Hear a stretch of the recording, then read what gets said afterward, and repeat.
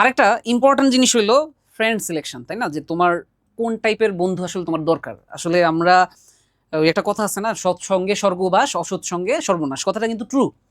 কারণ তুমি আসলে 10 জন মানুষের সাথে মিশো, ওই 10 জন মানুষ আসলে যেরকম হবে তুমিও কিন্তু ধীরে ধীরে ওরকম হয়ে যাবে। So, তোমার ফ্রেন্ড তুমি বিশেষ করে যারা স্কুলে পড়ো, যারা 7, 8, 9, 10 এই টাইমে আসো, এই টাইমের ফ্রেন্ডশিপগুলো কিন্তু অনেক ভ্যালুয়েবল। এখন ওই টাইমে তুমি যদি এমন ছেলেপেলের সাথে মিশো যারা পড়াশোনায় মনোযোগী, যারা জীবনে কি করতে চায়, জীবনের একটা লক্ষ্য আছে, গোল আছে, তোমার ফ্রেন্ড সার্কেলটা যদি এরকম হয় না, তাহলে কিন্তু তুমি লাইফে অনেক এক্সিলেন্ট কিছু করতে পারবা।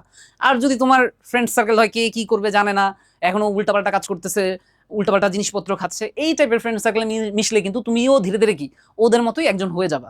সো অবশ্যই বন্ধু হিসেবে কাকে সিলেক্ট করতেছো এটা কিন্তু খুবই ইম্পর্টেন্ট একটা বিষয়, ঠিক আছে? শুধু পড়াশোনা না, মনে করো ভালো পড়াশোনা করতেছো বাট আস্তে আস্তে ওই বন্ধুদের একটা সার্কেলে ঢুকে যাচ্ছ যারা কিনা উল্টাপাল্টা জিনিসপত্র খায়, পড়াশোনায় মনোযোগ নাই, মনে করো উল্টাপাল্টা র্যান্ডম টিকটক করতেছে সারাদিন। এদের সাথে থাকলে কি হবে, ধীরে ধীরে তুমিও কিন্তু ওদের মতোই একজন হয়ে যাবা, তাই না? ওই যে মনে করো এক এক বস্তা চালের মধ্যে যদি কিছু তুমি পাথরের টুকরা দিয়ে দাও, ছোট ছোট পাথরের যে নুড়ি, তাহলে কিন্তু ওটাকে আমি বলবো না যে এটা পাথরের নুড়ির বস্তা, ওটা কিন্তু চালের বস্তাই। সো বেসিক্যালি তোমার যদি 10 জন ফ্রেন্ড যেরকম হবে, তোমাকেও কিন্তু আলাদাভাবে জাজ করার সুযোগ নাই। ওরা যদি ওরকম টাইপের হয় তাহলে ধীরে ধীরে কিন্তু তুমিও কি ওরকম টাইপেরই হয়ে যাবে। সো দ্যাটস ওয়াই তুমি বন্ধু হিসেবে কাকে সিলেক্ট করতেছো এই জিনিসটা খুবই ইম্পর্ট্যান্ট। সো বন্ধু নির্বাচনে সবাইকে কি হতে হবে, কেয়ারফুল হতে হবে। ওই সৎসঙ্গে স্বর্গবাস, অসৎ সঙ্গে সর্বনাশ কথাটা আসলে অনেক বেশি ট্রু।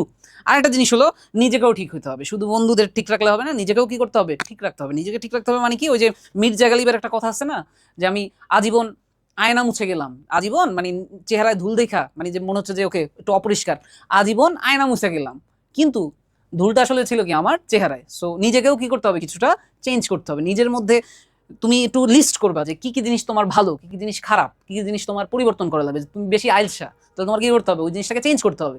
তুমি মনে করো প্রোক্রাস্টিনেট করতে করতে যে মনে করো যে কালকে পড়বো, প্রতিদিনই মনে হয় যে কালকে পড়বো কালকে পড়বো, এই যে একটা আলসামি, এটাতে কি করতে হবে, তোমার কারেক্ট করতে হবে। তো তুমি একটা লিস্ট করবা যে কি কি ভালো গুণাবলী তোমার মধ্যে আছে, কি কি খারাপ গুণাবলী তোমার মধ্যে আছে। সেই খারাপগুলোকে আস্তে আস্তে কি করতে হবে, ক্রস করে বাতিল করে দিতে হবে, ঠিক আছে? কারণ এইগুলো তো তোমার জন্য হার্মফুল। সো নিজেকেও ঠিক রাখতে হবে এবং কাদের সাথে তুমি বন্ধু হিসেবে মিশতেছো সেই বন্ধুর যে সার্কেলটা সেটাও ঠিক হতে হবে। এই জিনিসগুলো পড়াশোনা যেমন ইম্পর্ট্যান্ট, একই সাথে এই যে লাইফের লেসনগুলো এগুলোও কিন্তু ইম্পর্ট্যান্ট। কারণ তোমরা এমন একটা স্টেজে আসো, এই স্টেজে তুমি আসলে নিজেকে যেভাবে মোল্ড করবা বা পরিপার্শ্ব বা এনভায়রনমেন্ট, সারাউন্ডিংস, চারদিকের পরিবেশ তোমাকে যেভাবে মোল্ড করবে, ওইটাই কিন্তু তুমি অ্যাজ এ হিউম্যান হিসেবে, বাকি তুমি মনে করো 7 বছর বাঁচলা বা 70 বছর বাঁচলা, এই 60-70 বছরের জীবন কিন্তু ওইটাই ডিসাইড করে দিবে, ঠিক আছে? যে এখন তুমি কিভাবে মোল্ড হচ্ছ, কিভাবে তুমি নিজেকে সাজায় নিচ্ছ, ওইটাই কিন্তু তোমার পুরো লাইফটাকে সামনে কি করে দিবে, ডিটারমাইন করে দিবে। সো এইসব ব্যাপারে আমাদের কি হতে হবে, খুবই বেশি সতর্ক হতে হবে।